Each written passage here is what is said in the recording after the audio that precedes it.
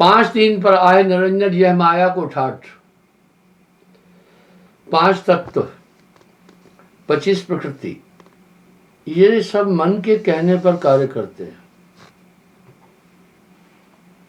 तभी तो साहेब वाणी में एक शब्द कह रहे हैं, मन स्वरूपी देव निरंजन तो है राख भरमाई। हे हंसा तू अमर लोक का पड़ा काल बसाई। पहले कुल मर्यादा खोए। हाँ, भक्ति में सबसे पहले कुल मर्यादा की समस्या आती है। कुछ नियम, कुछ चीजें बनी है, अतीत का बहुत कुछ ऐसा है जो ग्रहणीय है, ग्रहण करने योग्य है। अतीत का बहुत कुछ ऐसा है जो त्याज्य है, ग्रहण करने योग्य नहीं है। इसलिए जिज्ञासु का कर्तव्य बनता है अतीत और वर्तमान का सामंजस्य बिठाकर जो अतीत का अच्छाई है उसको अपनाए और जो वर्तमान में बुराइयां हैं उसको दूर करे। साहब कह रहे 5 तत्व पर आए निरंजन यह माया को ठाठ। 10 दिशा में लागी आग, कहे कबीर कहां जइयो भाग। एक बात तय है, इस शरीर में जितने भी संसाधन है वो सब आत्मा को बांधने के लिए। एक बात बड़ी सुस्पष्ट सभी महापुरुषों ने कही है, ये शरीर विकारों से भरा है,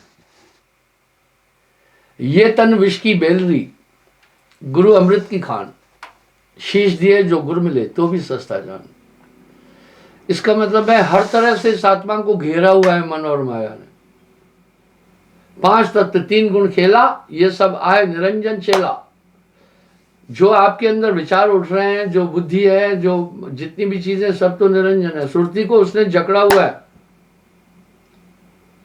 सुरती खास चीज है, ये संसार में वो फैलाया हुआ है, वह खास आपकी ऊर्जा, आपकी सुरती है।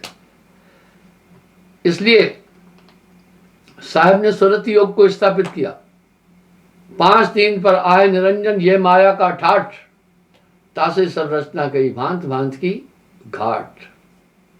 तुम सुन अंतर कछु न रखा, तुम सन अंसर अंतर। तुम्हारे साथ कोई भेद नहीं रखा, जो कुछ हता सो सब कुछ भाखा।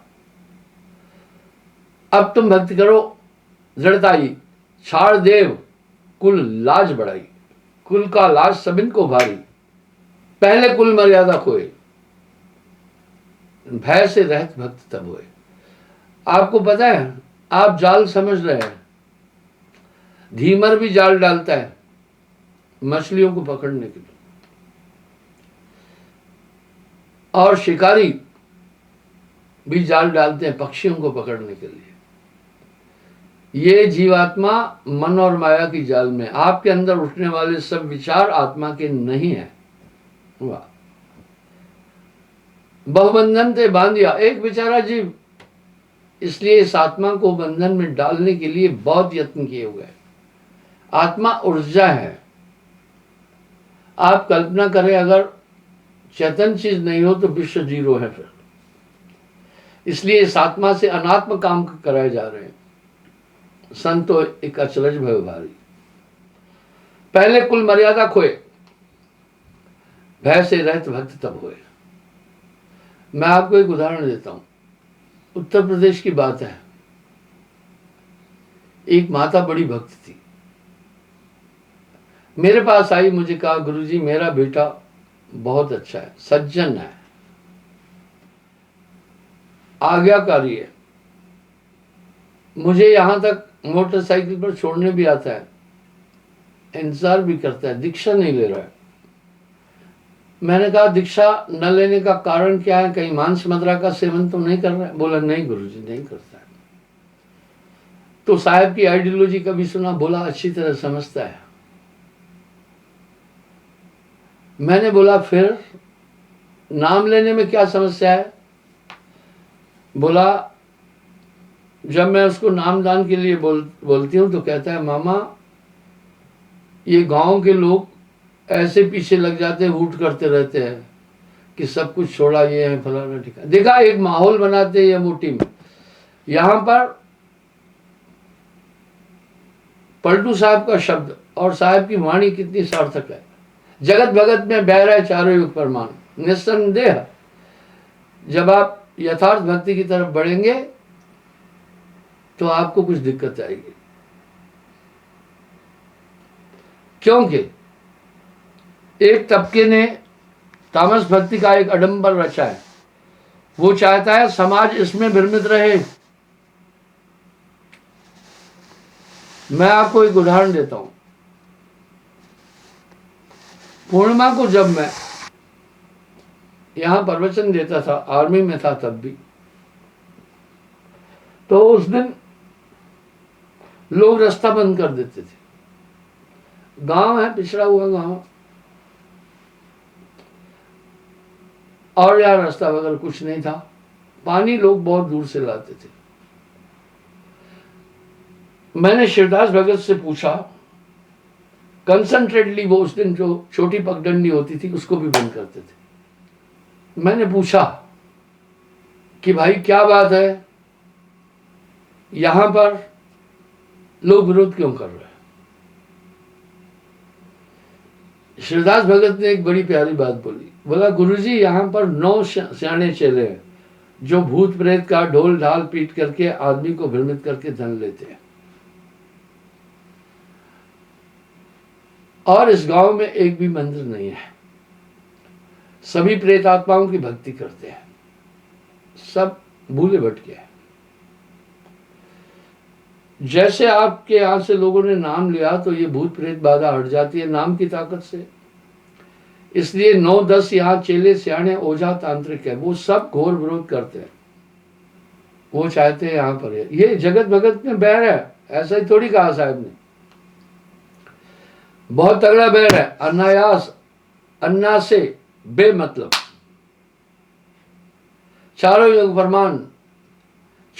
प्रमाण बैर है। दूध खटाई, निसंदेह दूध खटाई का बैर है। नेचर दोनों की अलग है। मूस बिलाई एक संग कहो कैसे रह जाए। अगर आप एक कमरे में एक बाल्टी दूध की रख दें और एक बाल्टी अचार की खुली, आधे घंटे में दूध फट जाएगा। आप प्रैक्टिकल करके देखना। वजह, वायु के कारण हर चीज के कण उड़ते हैं, तो पूरे कमरे में खटाई के कण हो जाएंगे, वो दूध को दूषित कर देंगे। वाह साहब, क्या बात कह रहे हैं। जगत भगत में बैर है चारों युग प्रमाण। चारों युग प्रमाण बैर है दूध खटाई। दूध और खटाई का आपस में बैर है। इस तरह जगत और भक्त में बैर है, चारों युग प्रमाण।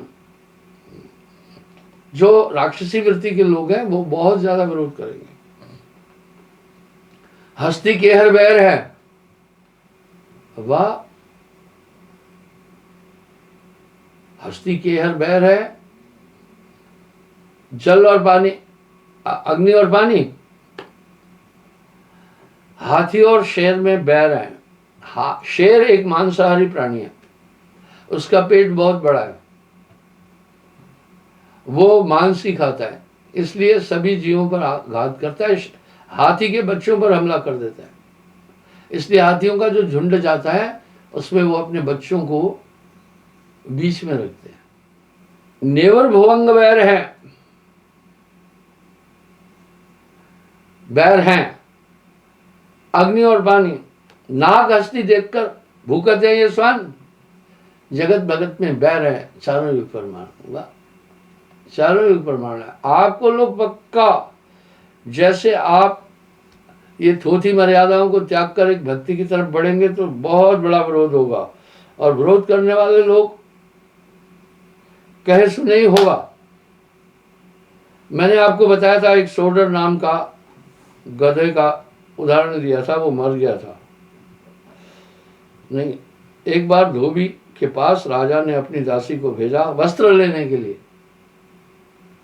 तो धोबी के पास जब गए तो धोबी रो रहा था, सूडर मर गया, सूडर मर गया। और दासी भी रोती रोती चली आई, देखा देखी सब करे। रोने लगी, शूडर मर गया, शूडर मर गया। रानियां और राजकुमार भी रोने लग गए, शूडर मर गया, शूडर मर गया। राजा भी रोने लगा, शूडर मर गया, शूडर मर गया। लेकिन मंत्री बुद्धिमान था, बोला हे राजन क्यों रो रहे हो? बोला शूडर मर गया। बोला शूडर कौन है, क्या है? बोला ये तो पता नहीं है, रानी और बच्चे रो रहे थे, मैं भी। रानी और बच्चों से पूछा क्यों रो रहे थे? बोला शूडर मर गया। कौन है शूडर? पता नहीं है। वृषली दासी रो रही थी, शूडर मर गया, शूडर मर गया। दासी से पूछा क्यों रो रही थी? बोला धोबी रो रहा था कि शूडर मर गया, बस मैं भी रोना शुरू किया। धोबी से जाकर पूछा भाई क्यों रो रहे थे? बोला शूडर मर गया। बोला शूडर कौन है, क्या है? बोला गधा था मेरा, उसी से काम लेता था, इसलिए। ये संसार भेड़ चाल है। यहां पर साहब ने एक शब्द बहुत टॉप कह दिया, कहे कबीर किसको समझाऊं, सब जग अंधा, सबको लगलवा पिटवा का धंधा। आज कोई आदमी किसी पर एक आपेक्ष कर दे कि फलाना आदमी चोर है, बस चारों तरफ ये प्रचार हो जाएगा वो चोर है। अफवाहों का एक कारण होता है इलिटरेसी। जहां इलिटरेसी ज्यादा है वहां आदमी में विवेक कम होता है, इसलिए अफवाहें ज्यादा चलती है। आप सबको ध्यान होगा, कुछ समय पहले ही सुप्रीम कोर्ट ने एक बड़ी टॉप जजमेंट दी कि मनुष्य अपनी छवि बनाने में परिश्रम करता है, पूरा जीवन लग जाता है, और 2 मिनट में उसके खिलाफ अफवाहें उड़ाकर उसको लांछन दिया जाता है। वो लांछन वो धो नहीं पाता है, झूठा होता है, और पब्लिक के दिल में उसके लिए एक वैमनस्य बनता है। इसलिए जब तक न्यायालय किसी को अपराधी घोषित नहीं करता है उसका, और कुछ गैर जिम्मेदार मीडिया भी है, वो लगाएंगे फलाना आदमी चोर था, पीछे प्रश्न मार्क छोटा सा लगा देगा, वाह क्या है ये क्या है? पीछे छोटा सा प्रश्न मार्क लगा दिया, आदमी को पहले पड़ेगा क्या ये चोर था। उसको ये जो इलिटरेसी से लगा हुआ दाग उतारने में बहुत टाइम लगता है, उसने बड़ी मेहनत की थी अपनी प्रतिभा बनाने में। सुप्रीम कोर्ट ने साफ इंस्ट्रक्शन दिया है, इस तरह कार्रवाई करने पर इस पर कानूनी कार्रवाई होगी। जब तक न्यायालय किसी को अपराधी घोषित नहीं करता है तब तक उसके लिए नहीं लिखा जाए। मैं अपना एक उदाहरण देता हूं, मैं उसी चीज को बार बार रिपीट नहीं करना चाहता। इन अफवाहों का कितना बड़ा असर पड़ता है आदमी की प्रतिभा पर। एक वर्ग था, जब उसने देखा कि मेरे माध्यम से जो लोग दीक्षा ले रहे हैं वो टोना टोटका, भूत प्रेत, हत्या, प्रेत आत्माएं, इनको नहीं मान रहे हैं, तो एक तबके को बहुत बड़ा नुकसान हुआ। उस तबके ने मुझ पर एक आक्रमण किया। पहले एक फिजिकल आक्रमण होता है, एक मोरल आक्रमण होता है, किसी की प्रतिभा पर हमला करना। उन्होंने कई ऐसी कहानियां रची,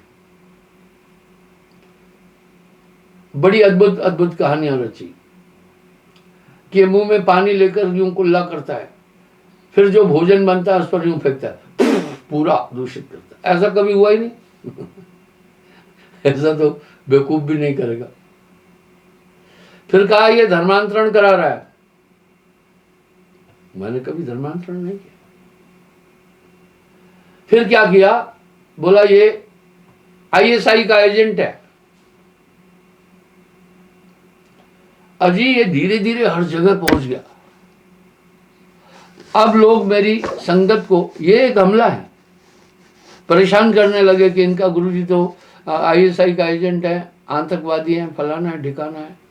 जबकि बेसिकली मैं तो राष्ट्रवादी हूं, राजनीति में नहीं हूं। मैं राजनीति में विशाल दूषण देख रहा हूं, थोड़ा अवसरवाद की राजनीति चल रही। किसी दल का मैं हूं नहीं, न किसी के लिए बात करता हूं, न किसी का समर्थन करता हूं, न किसी का विरोध करता हूं। कबरा खड़ा बाजार में सबकी मांगे खैर, ना काहू से दोस्ती, ना कहूं से पहले। इसका क्या असर क्या हुआ? सब जगह मुझे आतंकवादी बना दिया, जबकि मैं सेना से रिटायर्ड जूनियर कमीशन ऑफिसर हूं, 24 साल नौकरी की और 3-4 साल आतंकवादियों से मैं जम्मू कश्मीर में फाइटिंग किया और 3 साल में नॉर्थ ईस्ट में मिजो हॉस्टाइल से फाइट किया। मुझे आतंकवादी बना दिया। वाह भाई वाह। लोग मेरे, यानी ये इतनी हाई लेवल पर फैला है। क्यों फैला है सुनो। वो तब का छोटा सा था। आप कहेंगे ये बात बार बार क्यों उठा रहे हैं? मेरे तथ्य को समझिए। पहले हमला कर दिया 5,000 लोगों ने। ये हिस्टोरिकल अटैक था। आज तक हिस्ट्री में नहीं मिलेगा कि किसी एक सन्यासी या महात्मा पर 5,000 लोगों ने हमला किया हो। वो कौन थे 5,000 लोग? भोले भाले थे, र्यूमर फैले, उनको इमोशनली हमला किया उन पर। कहा ये आदमी धर्म बदल रहा है, किसी को भी नहीं मानता है, ये कहता है मैं परमात्मा हूं। देखिए कैसे कैसे एलिगेशन है। आपको सत्य बता रहा हूं, मैंने उस दिन भी ये प्रसंग उठा। मैं ये कह रहा हूं कि इस तरह से संसार में होता है, ये होता रहा है, ये होता रहेगा। वो कौन थे 5,000 लोग? उसमें चंद एक लोग जो महत्वाकांक्षी थे वो थे, पाखंडी तबका था। बाकी भोले वाले लोग थे जो जोश में आकर, प्रवेग में आकर ये इंसान धर्म को बदल रहा है और बहुत बड़ा नुकसान पहुंचा रहा है। अच्छा जी ठीक है। उसके बाद एक इंक्वायरी बैठी। मैं आपको सच बता रहा हूं, मेरे पास अभी पूरे प्रूफ और डॉक्यूमेंट्स है। एक बोर्ड बैठा कि इंक्वायरी करो ये आदमी क्या है। वो सीबीआई द्वारा भी जांच हुई, आईबी द्वारा भी जांच हुई। मेरे लोग तो सभी जगह है, मुझे जानकारी मिली। लोकल सीआईडी और विजिलेंस द्वारा भी जांच हुई। इवन रा एक अंतरराष्ट्रीय एजेंसी है, वो क्यों इसमें शामिल हुई? क्योंकि मुझे पाकिस्तान की आईएसआई का एजेंट बोला गया। वाह भाई वाह। लंबी इंक्वायरी चली। एक डीसी लेवल का अधिकारी, प्रेसिडिंग ऑफिसर था उसमें, वो मेरे आश्रम में कई बार आकर मुझसे स्टेटमेंट दिया। सीबीआई वाले आए, यहां तक कि मेरे परिवार, मेरे रिश्तेदार, मेरे भाई बहन, उन सब से ये इंक्वायरी चली 3-4 महीने। झूठ नहीं बोल रहा हूं, ये र्यूमर। खोदा पहाड़, निकली चूहिया, कुछ भी नहीं था। मैंने फिर हाई कोर्ट में केस भी कर दिया, वहां मैं जीता। ह्यूमन राइट में भी गया, तमाम न्यूज़पेपरों ने भी मुझे आईएसआई का एजेंट घोषित कर दिया, तरह तरह के एलिगेशन से। अब रा तो अंतरराष्ट्रीय एजेंसी है, वो तो बाहर के मामलों में आती है। यहां रा क्यों आई? क्योंकि आईएसआई का, पाकिस्तान का मुझे एजेंट बोला गया। इसलिए मैं ये कहना चाह रहा हूं, इस तरह एक तबका बहुत शातिर है इसमें। वो कभी नहीं चाहता है कि कोई आदमी